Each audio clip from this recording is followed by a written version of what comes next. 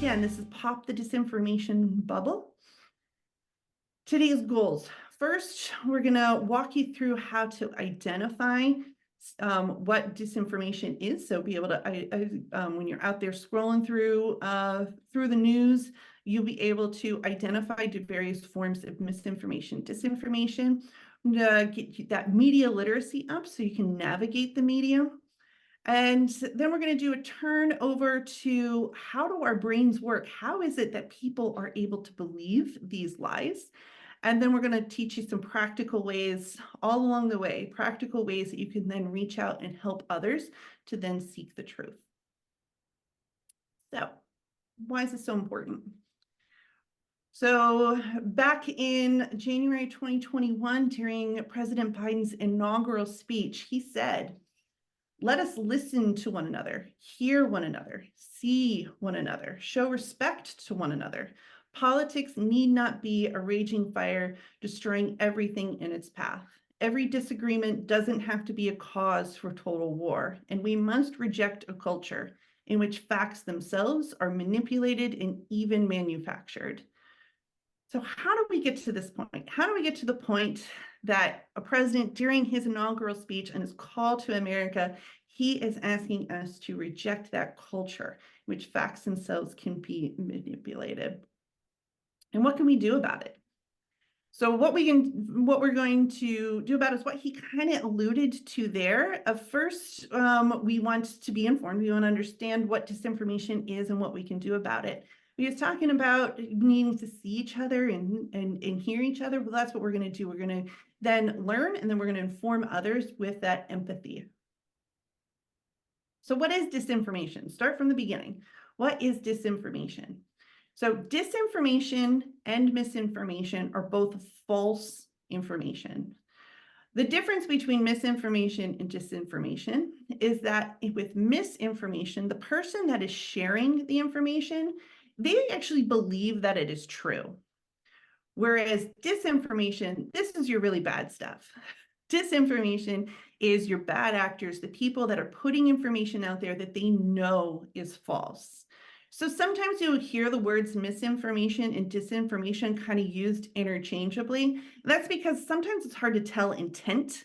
Does somebody really intend to deceive, or do they actually believe that it's true? So that's, like I said, sometimes you'll hear those words used interchangeably.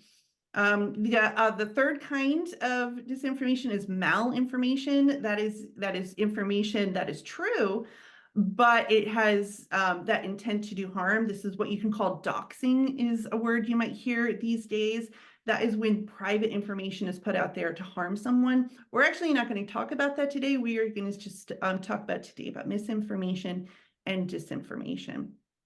There's a whole bunch of different categories of misinformation and disinformation. And before we go on, I want to say what the source is, where I'm getting these graphics and this content from for this beginning part is from a UNESCO put out these training modules called Journalism, Fake News, and Disinformation. They actually put this out in 2018, but the information is still very relevant.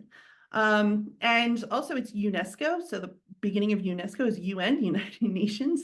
So that is to show 2018, it's nothing new. Disinformation is been around with us for a long time. And also it being from the UN, it's not just happening here in America. Unfortunately, we are seeing it in other countries and particularly in other democracies as well. So we'll link, I will try and give lots of resources throughout this presentation, so we can link to that just in case you want to use that or refer to a training module. It's actually designed for kids, for school age kids, but as you can see, this is great for adults as well. So again, back to those categories of different kinds of misinformation and disinformation. On the left-hand side of the screen here, these are things that are more misinformation. You see the one at the top there is satire or parody. So satire, there isn't that intent to do harm. They want to be funny, right? So there doesn't have the intent to do harm, but it is false. The information that they're sharing is false. Another type of misinformation is something called false connections. That's when the headline doesn't match the content of the article. Another word for that is clickbait. It can be really frustrating, but it isn't as bad as the types of disinformation over on the right-hand side of the screen. Like that's when you get your full-on fabricated content. A lot of the stuff that you're seeing generated through AI right now is really convincing. It can be very convincing, full-on fabricated content. And that is, like I said, a form of disinformation.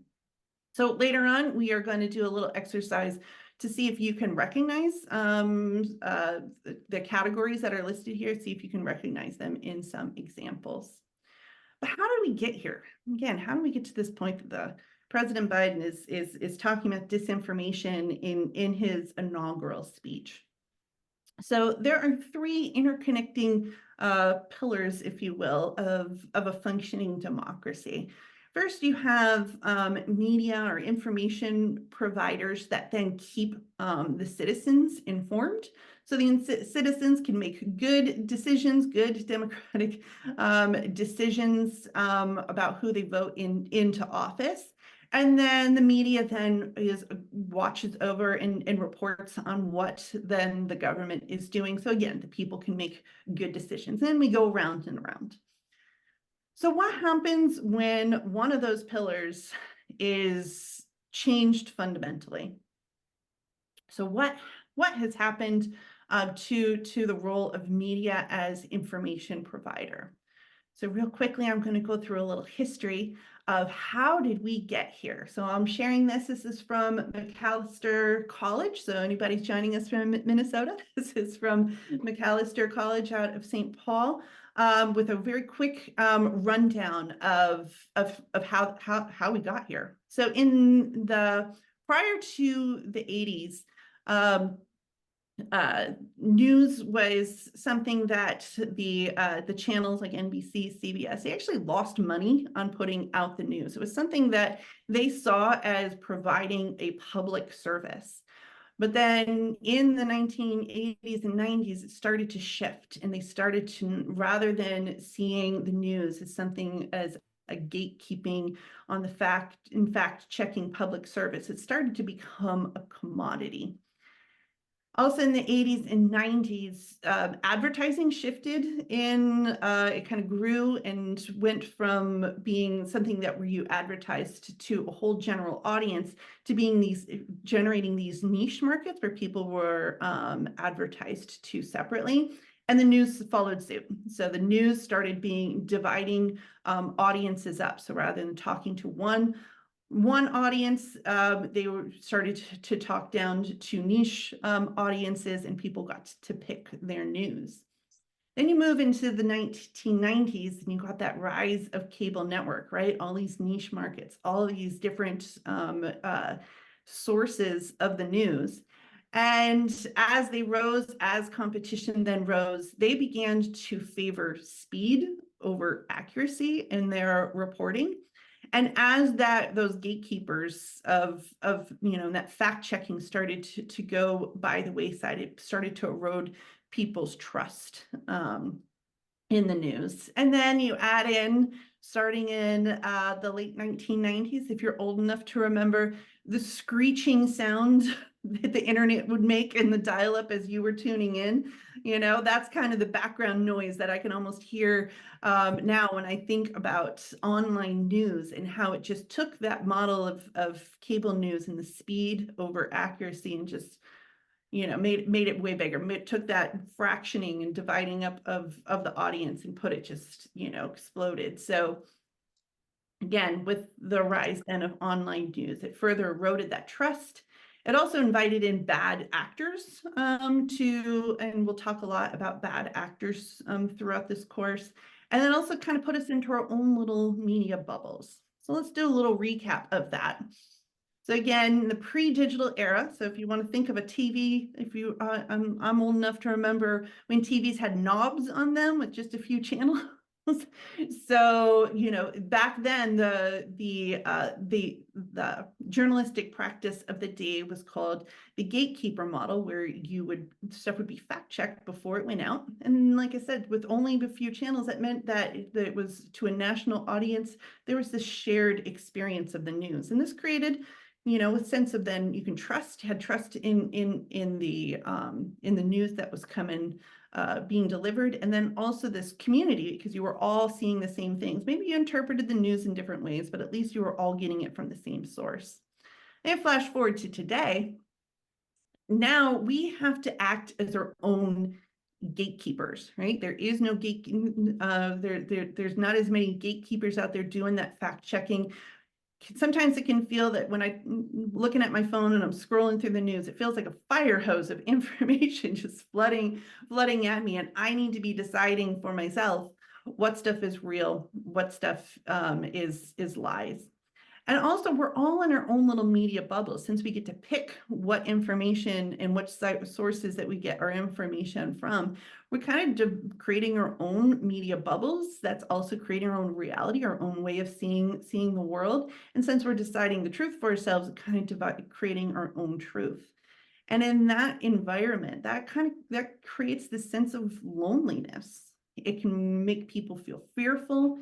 And also, we're social creatures. We seek community. We no longer feel like we have that single source that pulls us all together as one. So it makes us seek that community, often online. And then you add into this, after all of that, you add into this the bad actors. Bad actors are groups. They're people that are intentionally misleading content out there to lower that trust. They already know that trust is lower. They will intentionally lower it even more. And they want us to slip further out, feel isolated, and further into our own realities. So just a couple slides, a little bit more on here on bad actors. So for decades, going back decades, Russia has been waging disinformation campaigns, not just here in the US, but elsewhere. So it wasn't just in the 2020 election. They've been doing this, it's been documented and well known that they've been doing this for decades. And what the tactic that they use is they put out what is called 50-50 messaging. So they put equal parts of very pro messaging and equal parts negative messaging on things that things that have a consensus. So they actually started off, the first thing they actually started off doing this was on vaccines. Vaccines in the healthcare setting, complete consensus on the benefits of vaccines. What Russia did is it put equal parts pro-vaccine and anti-vaccine information out there. And what that did is it took something that we shouldn't really be having to think about. It's not controversial, made it controversial. And it also then discredited those authoritative voices in healthcare.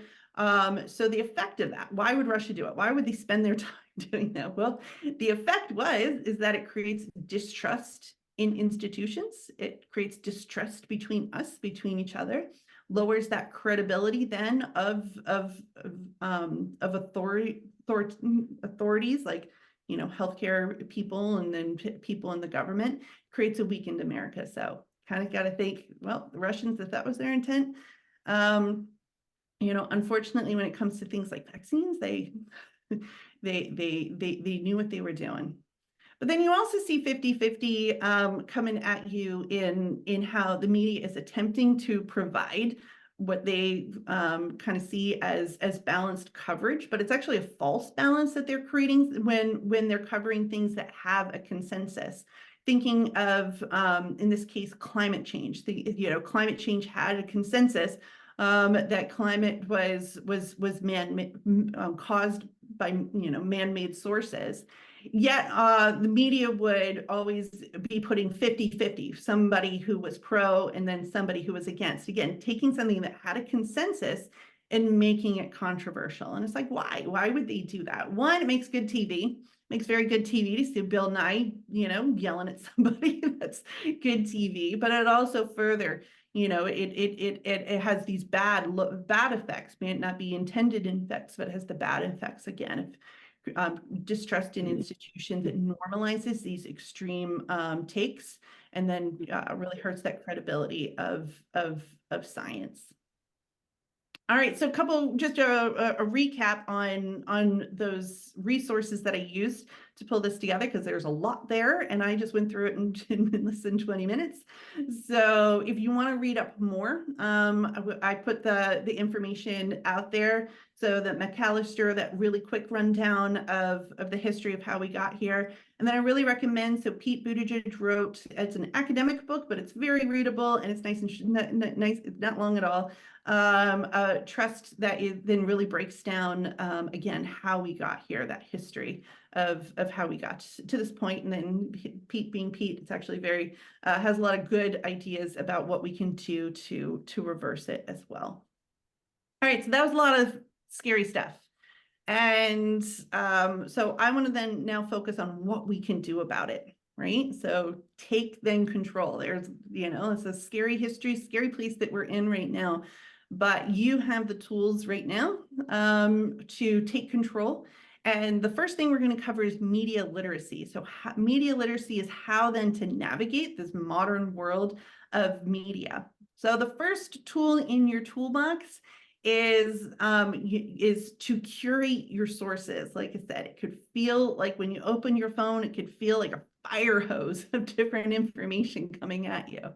So how then are you able then to choose and curate your sources? Well, I highly recommend using AdFont's Media. AdFont's Media does an objective analysis of all the various news outlets, media outlets out there.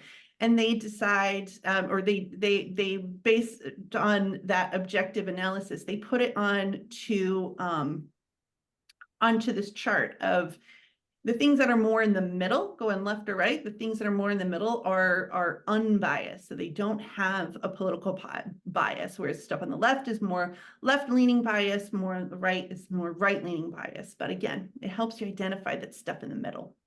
And then going up and down, that is the stuff at the top is more fact-based. So the sources that the stories, the journalism they put out is more fact-based, whereas in the middle, this is stuff that's actually more opinion-based, and it's really hard nowadays to be able to tell opinion from fact. It used to be that they were very obvious in stating when things were opinion or fact, and nowadays, again, don't have that gatekeeper, don't have those, not everybody's following those good journalistic practices. So it can be harder to tell. So AdFonts helps you be able to determine if it's more opinion or more fact. And the stuff at the bottom, that's the really bad stuff. That's the making up stuff in putting out the disinformation. But this is just a static view. There's an interactive view where you can see all the different sources that are out there. One, it kind of shows you that this is just a tiny little smattering of all the media sources out there. So imagine back in the day when there's just a few channels on your TV to this. We need to have a new way, learn a new way to navigate this. And like I said, AdFont is a great resource to do so. So when you are encountering news that is out there, so one, you can curate your sources. You can check your own personal biases when you're deciding, which resources to go to. So one, check your personal biases. If you're somebody that thinks that CNN is basically, right-wing propaganda, no, well, according to AdFonts, it still skews very left. So again, check your own personal bias, about where you think where you think it objectively where your bias falls. But then also you can use this to check your sources. So if you know that a piece of journalism that you're reading, an article, is coming from a source that might be either more left or more right, you can then look for something that's in the middle. So if you look AP, Reuters, they're still holding the top, which is fact reporting, and in the middle. So there's still the go-to standard If you're in Arkansas, the Democrat Gazette, way to go. Way to go, Arkansas. You really got, you're at the top there. But yeah, you can check AP and Reuters, put that into your Rolodex of things to then check to see, again, is that piece that you're reading on another source, does it have bias? Is it fact or is it fiction? So that's a good one to go to. All right, we're going to do a quick little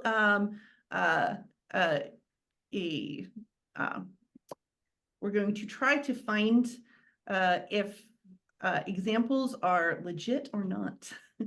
So remember these categories, the various categories, and we want to see if you can identify them in these examples. All right, is this legit? This is a post from Gateway Pundit, and it says, now we have proof. TGP, I'm assuming that's the Gateway Pundit, exclusive massive 2020 voter fraud uncovered in Michigan. I'm not going to go on to read out the rest of it, but it's a lot of very bold claims all across the top. And then there's a photo of a hysterically laughing Joe Biden amongst a bunch of boxes. Is this legit? Yes or no? Put in chat. Yes, no. Do you think this is a legitimate story or not? So let's just imagine yourself scrolling through through Facebook one day, and you see that your friend shared this and they're in an outrage. Are they in an outrage over truth? Yes or no? I think our team gets it. They read this one pretty well. We're not getting any yeses, so we got lots of those here. Yeah. All right, well, let's run through. So if you want to identify if something is true or not, first step is to check the original source. What is the original source for this? Well, in this case, it is the Gateway Pundit. You want to check where is it posted? Well, it looks like it's posted to the Gateway Pundit's own website. And then we give it that spell test. Does this seem legit, right? What's your gut telling you, right? Is this what a real, like a legitimate headline would say? Is this a legitimate picture? No. Right? So no. So yeah, if you go to AdFunds and you look up the Gateway Pundit, it is scored as a hyper partisan right-wing propaganda media outlet. So put that into your calculus of how real you think that this is. And no, it is false information. It's actually misleading content. So this is misleading content. So they are using information to then frame an issue or individual. So this is as bad as this is. It's actually, there's obviously intent to deceive, but it's actually based on a real story. That kind of makes it sticky. All right, next one. From Channel 13 News in middle of Michigan. So hello to our middle of Michigan participants. 13 News put out story saying police investigating after Muskegon clerk finds irregularities in voter registration applications. She said no ballots were issued to any application with suspected voter registration irregularities. Is this true? Is this yay or nay? What do you think? Is this true information or is this disinformation? Okay. What do we got? All right, we're going to walk you through it. This one's also pretty easy. You check that original source. Where's it coming from? It's coming from 13 News on your side. Local media is some of our most trustworthy media that is out there. Even, like I said, the very pinnacle of ad fonts was a local magazine, a local newspaper out of Arkansas. Local news still is where it's at. We can go down a whole rabbit hole talking about the local news initiative to try and save local news.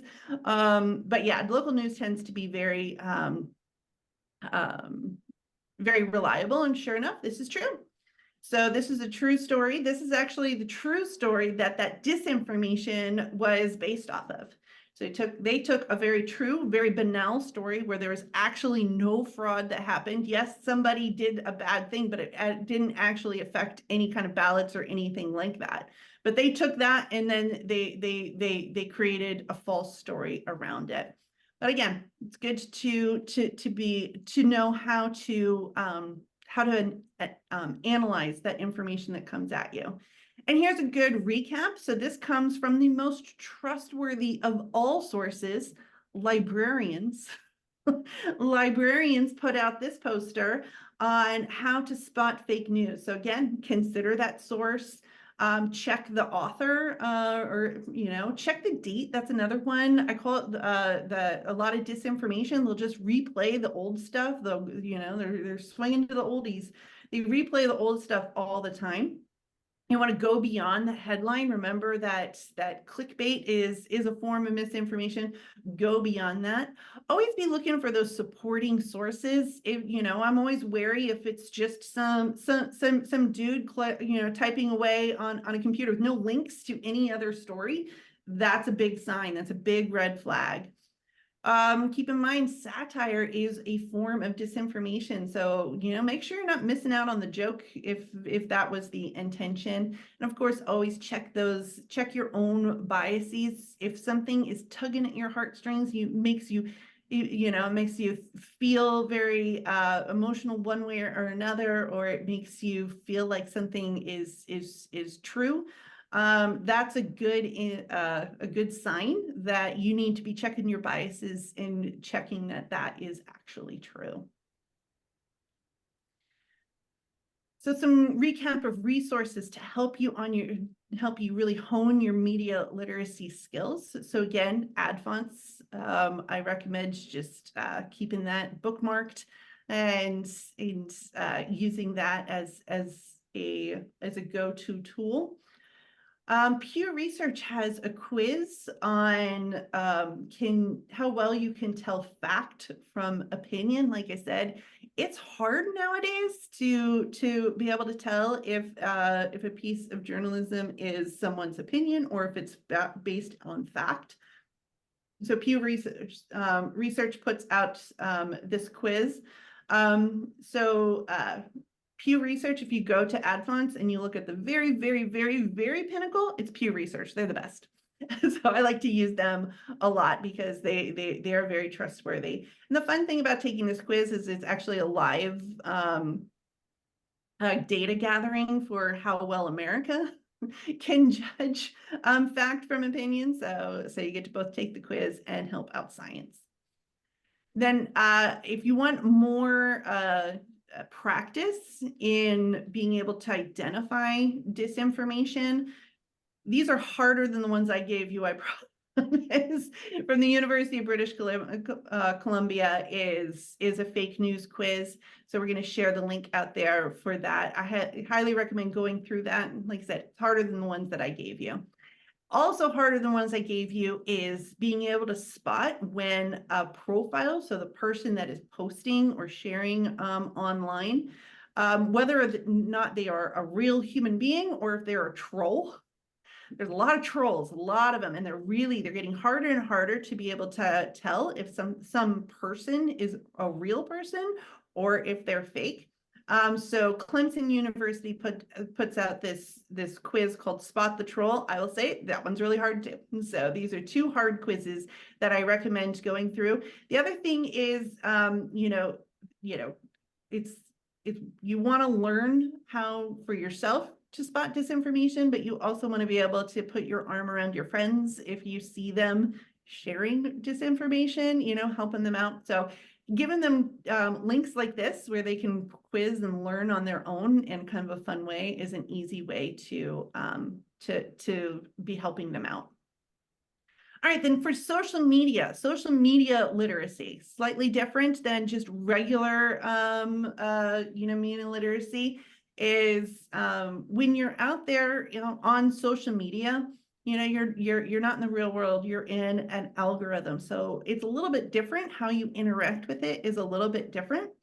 And if you see disinformation, if you see a post that you have identified as being false, what do? The best thing to actually do is to ignore it, is to stop and to ignore it, and then to actually put out good stuff. So put the facts, the true stuff out there. You want to drown that bad stuff by putting out good stuff. So the best ways, if you see a factual news article, the best ways that you can get more of that good stuff out there.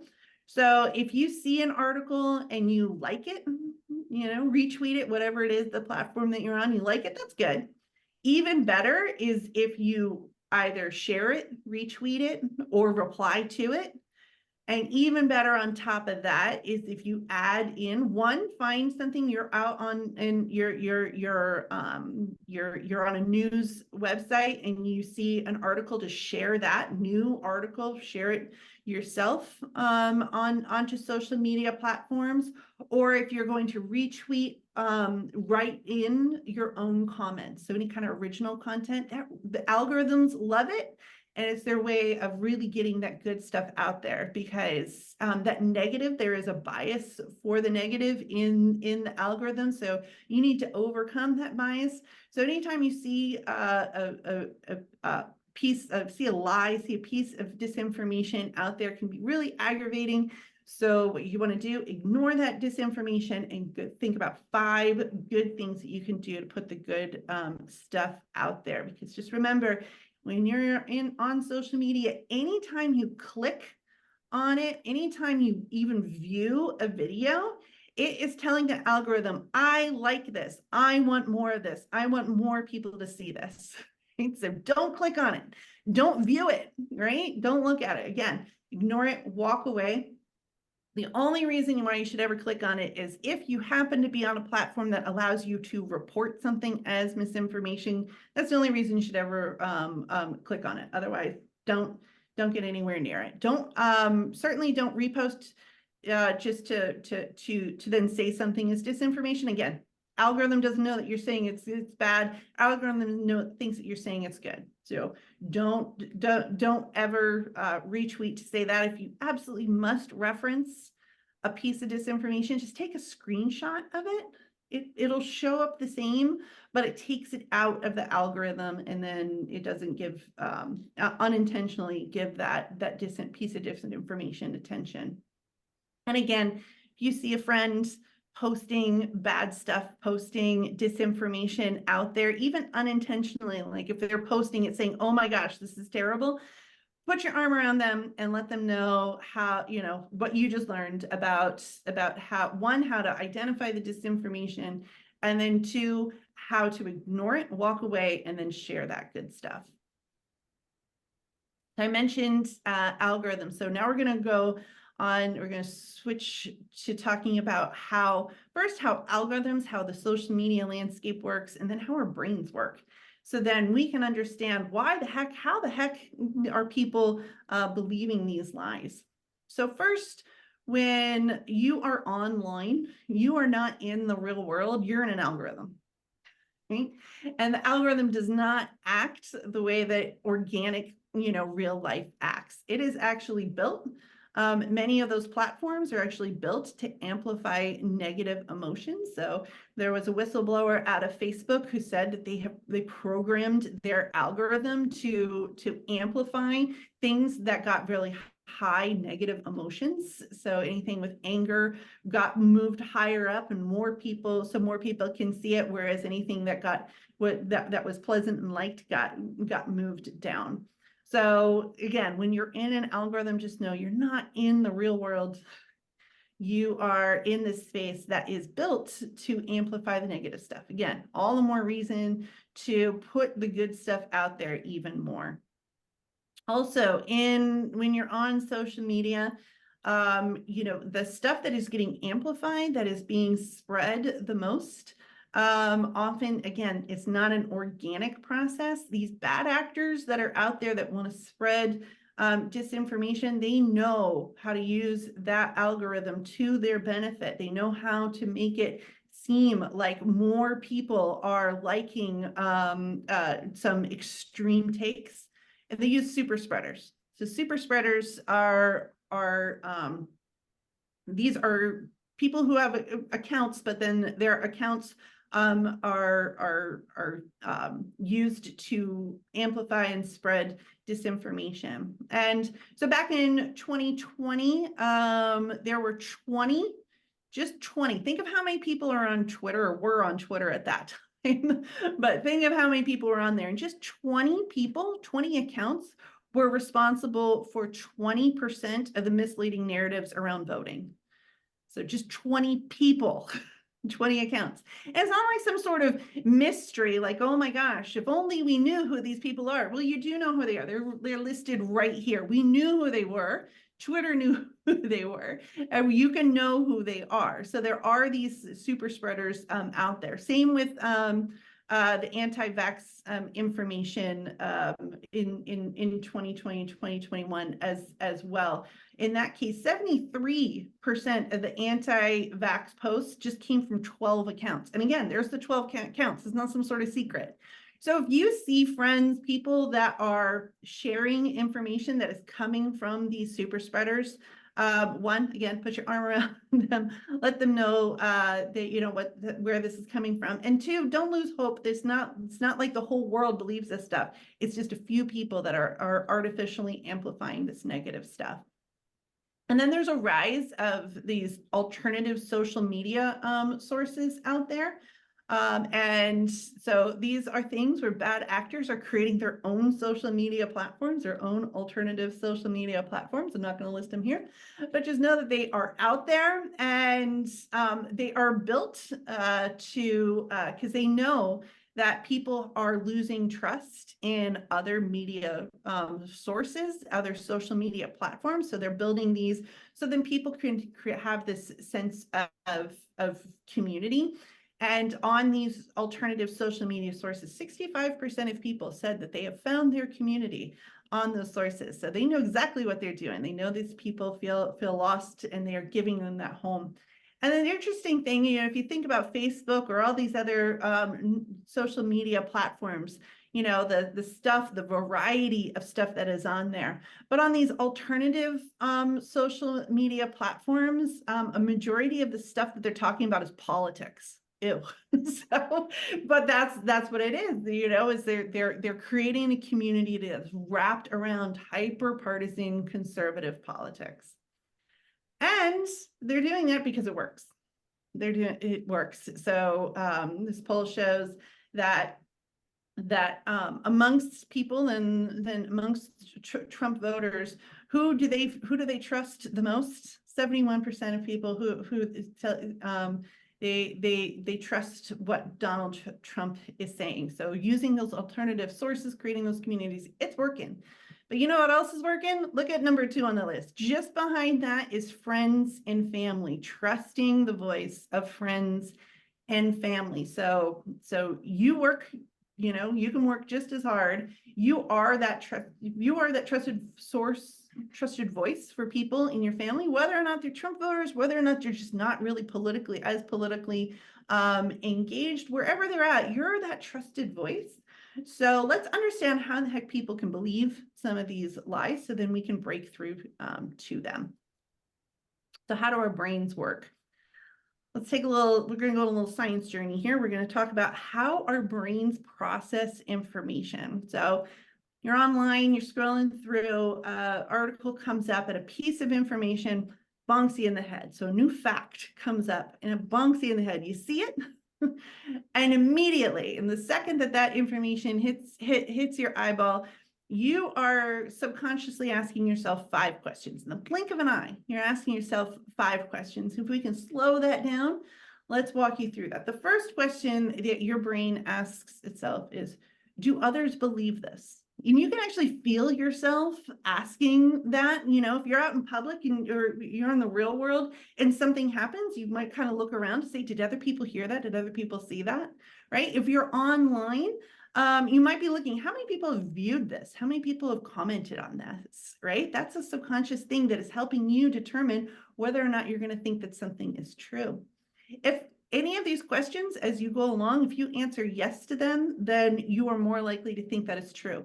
If you answer no, if you look around and nobody looks like they heard that, if you're online and that piece of media has very few views, you're likely to, that information is gonna bunk right off of your head. You either going to dismiss it as not being true, or you're actually not even going to see it. Your brain won't even really process it.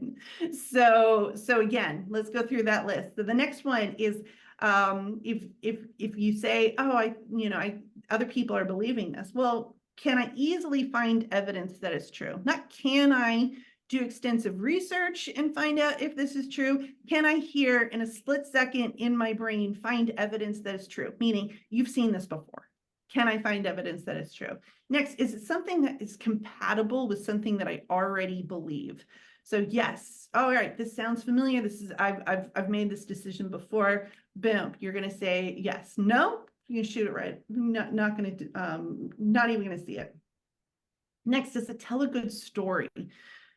Basis of human communication is storytelling. So it's just innate to us that if something tells a good story, we're going to more likely to, one, listen, and two, believe it. So if it tells a good story, we're going to listen along. And then finally, is it coming from a familiar source? So a lot of times people might have people in the media that they've learned to trust, and that becomes their familiar source. So if it's coming from that familiar source, then they're more likely to believe that it is true. And in the study that I'm referencing here is, so in this study, people who were told 3 times that a statement was false were actually more likely to believe that it was true than people that were just told it once. So even though 3 times they're being told this isn't true, just because it became familiar, then they started to process it as true. So the takeaway is our brains will process familiar information as true. If we've seen it before, if we can easily find that evidence, is it compatible with what we believe it is coming from a familiar source? If it is familiar information, we will process it, process that information as true. And bad actors know this. They know this is how your brain works. So that's why they put the disinformation on repeat. The exact same stuff and the exact same story over and over again. So this is going back to 2020. Over the course of months and months, they just kept peppering these stories out there, showing images, telling the story about ballots being shredded, right? The election was stolen. Look, evidence that the ballots are shredded. Every single one of these things are complete fabrications. It's not true. There's nothing. There's not true. But they kept repeating it over and over again. And maybe the first time you saw this picture, you're like, oh, that's not true. Maybe the second time, oh, no, that's not true. Maybe the third, fourth, fifth time, no, eventually it's just, they know how your brain works. Eventually you're going to start to think that it is true. So yeah, if you're in an environment where they just kept peppering this stuff at you, you can start to process it as true. So what can we do about that? So you now know what those bad actors know. You now know how the brain works. So you can use that to instead spread the good stuff, put the good stuff out there. So put your words on repeat. Pick your words and put them on repeat. Tell that same story over and over again. So the people that you know, just keep saying the same thing over and over again. You're going to feel like you're crazy because you're just saying the same words in the same way over and over again. But you know what? The first time, if it's not compatible with what they already know and believe, they're not even going to hear it. Second time, you might not hear it. Third time, might not hear it. But eventually, it's going to click. And so again, pick your words, put those exact same words on repeat. When you're introducing a new idea, new concept to people, tell it as a story. So just like those talking about the election being stolen, they have show things being shredded, right? You get this image in your head, you know, it's just like, what if we did that for the truth, right? Tell the truth as a simple visual story, and always be tying it back to something familiar. Again, familiarity is what's going to really grease the wheels on making people believe the truth. And then finally, that familiar source. You are that familiar, trusted voice for people in your lives. Use it. So be that familiar source. Get that cheat code. And also for yourself. Now you know that this is something your brain will automatically will do if you don't control it. Trust yourself to be judging and answering these questions for yourself. Really challenge yourself to think critically and investigate that information. So, like I said, when you encounter something new and you can feel yourself wondering if other people believe it, stop. You can judge this for yourself. You don't need to have other people around to validate. You can judge this for yourself. Next, can I easily find evidence? No, take the time, stop, take the time, and really be looking around to see if are other sources reporting this. Is the AP, the really good AP and Reuters, are they reporting it, right? So take that time. Is this compatible with what I believe? Well, we are our own kind of, if we just get stuck in our own ways, we're the easiest person to fool. Actually, we got a podcast, a Hidden Brain podcast out there to share from Adam Grant, where he is talking about the easiest person to fool is yourself if you're not willing to challenge yourself to take on new ideas. So no, if you feel yourself, getting lulled in to just confirmation of things that you already know, say no, no, I am open to new ideas. And if something is very compelling because it tells a good story and you find yourself just sort of getting swayed and moved by the story, just say, stop it right there. Just the facts. Keep it to the facts. I don't need to be sweet talked. And finally, that familiar source. If you're used to getting stuff from the same people over and over again, if they're very reliable people, great. But at the same time, be willing to have fresh voices into your life. This is a very beautiful and dynamic and diverse world. So you want to be open to bringing new and fresh people into your life. All right, the next thing. So if that path to trust to the truth is then to actually trust yourself, to actually think critically. Well, those bad actors, they know that as well. So what then they do is they make it hard for you to trust yourself. It's called political gaslighting. So tell me if any of this stuff sounds familiar. Giving outlandish counter narratives to distract you, to confuse you, to make you feel disoriented or unsure. Outlandish counter narratives such as those were Democrats that were storming on January 6th, right? Denial of plain fact. So that's, again, why they'll do something, they'll say something, they'll say they didn't say that. Or the worst case is they say, he didn't mean it that way, right? That is a denial of plain fact. What that makes you do, it makes you question your own senses. Did I actually hear that? Did I hear that right? Or did I interpret that correctly? Am I remembering that correctly? Once you start having those doubts in your head that you can't, that your senses aren't, you're not able to actually understand what is going on, it makes it harder for you to have that self-trust that will let you think critically and challenge the information coming at you. And another way is discrediting of authorities. Tell me if you heard somebody yelling about how the press is the enemy and stuff like that.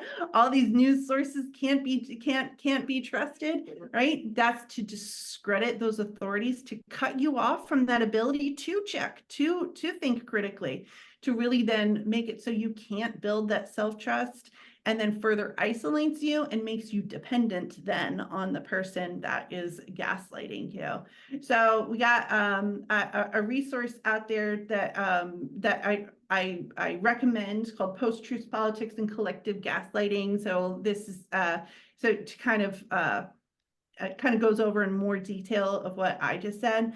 The brief version, so Pete Buttigieg in his book Trust, he put it very nice and succinctly. He says, when someone whispers trust no one, they are inevitably also saying trust me. which means, like I said, they're trying to discredit those authorities because they want you to then trust them. So what do you do if somebody in your life, some loved one, someone you know, if you feel like they're being gaslit and no longer have that trust in themselves that they can think critically for themselves?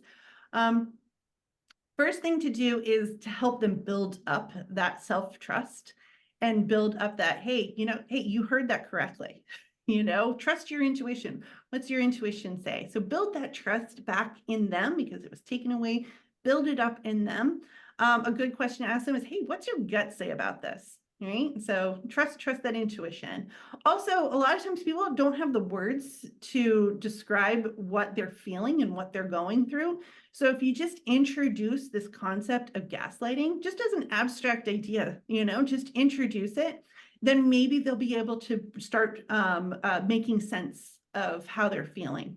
And the biggest thing you can do if you feel like somebody is being gaslit is to remove them from the source. Often this time is their phone. So remove them from that. You can say, hey, let's have a week without checking social media. Hey, let's take a break from politics for a while, right? Remove them from that source, and then that's going to help let them rebuild some of that self-trust. And then finally, you lack that self-confidence. So if you lack that self-confidence to critically think, and those authorities and your ability to be able to look things up, everything's been discredited, that means there's no wisdom out there for you to go get. Everything that there is to know. And the people that have the least amount of expertise, they're the ones that assume they have the most. It's called the Dunning-Kruger effect, where the less that you actually know about a subject, the more confident you are, because you don't know what you don't know. So again, if you know somebody who again has that confidence to critically think has been eroded, they don't have the authorities have been discredited for them. They know all there is to know, so they are very confident in what they believe. So I like to say lies are shouted the loudest, right? The guy at the end of the bar who is shouting the loudest, he is actually probably the one that knows the least. So what can you do about it? You can use what is called the illusion of explanatory depth. And you've probably felt this in your life. You thought you knew a subject, but then you had to turn around and teach it to somebody else. That's when you realize, oh gosh, maybe I really don't know much about it as much as I thought, right? There's a humbling moment that happens when you have to turn around and teach it to others. So let's use that. Let's use that illusion of explanatory depth. And ask people, it's that very boastful person that is so confident, ask them to explain it to you. Hey, explain that to me, right? It can make it seem like you're getting that person to dig in and to really ground themselves further into the belief. That's actually not what's happening, because you know that they don't know what they're talking about. So usually what happens is when you ask people to explain it to them, they get mad, they get really angry, right? Because they realize they don't know what they're talking about. So they just get, and they don't actually explain it, but it puts that seed in their head. Hey, I might not know this. Puts that doubt into their head. It makes them a little more humble, might make them a little more curious to be able to go out there. And as Dunning-Kruger's scientific term is the peak of Mount Stupid here. You want to help those people kick themselves off of the peak of Mount Stupid there, start realizing that there's stuff out there that they don't know. So the last thing is then to rebuild that trust with people, like one-on-one. If you have relationships with people, just know that the foundation of all trust is vulnerability. So if you are able to open up and be a little vulnerable with them, and they are able to get them to open up and be a little vulnerable with you, you're going to start to build that trust. And trust itself is reciprocal. So again, if you're able to open up and share, you're more likely to open up and share. Once you start doing that, you start building back the trust, especially in people whose trust has been eroded away. So again, create that kind of that space, be curious, get that person explaining, talking to them. And then for you, if you can open yourself up, maybe talk about a time when you were fooled, someone fooled you into believing something that wasn't true. Be able to express that to them. All right, so we're getting right to 9 o'clock. So I just want to wrap up and then we can get to questions. So this is one of our 8 political organizing classes aimed towards volunteers. And we have 8 of these classes. So on every Thursday, and next week's class is going to be grassroots organizing for change. So how to create a grassroots group that is going to last, just like building bridges. We created this a long time ago. Jenny and I have been doing this a long time. Terry joined us not long after, doing this a long time. So we like to share and help others to be able to create groups too. We've got a great book club that is starting out. So while we decompress and get your questions in line, just want to let you know that our book club is starting up. We're going to be reading Poverty by America by Matthew Desmond. So excellent book. It's a popular book club. We bring on guests, lots of guest speakers in addition to a discussion about the book. Oftentimes I go and I haven't read the book, but I get so much out of it. So even if you don't read the book, it is a lot to get out of. We have a bi-weekly newsletter that we put out. So both has everything that Building Bridge is working on, but then we're a bunch of volunteers and we like to highlight what the stories and stuff of other volunteers.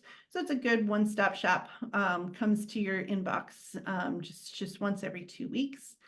And we're grassroots. We do everything on this extreme shoestring budget, but any penny that you can help out. So we ask for very small donations for anybody that is able to, so we can continue doing this throughout 2024 and then of course beyond.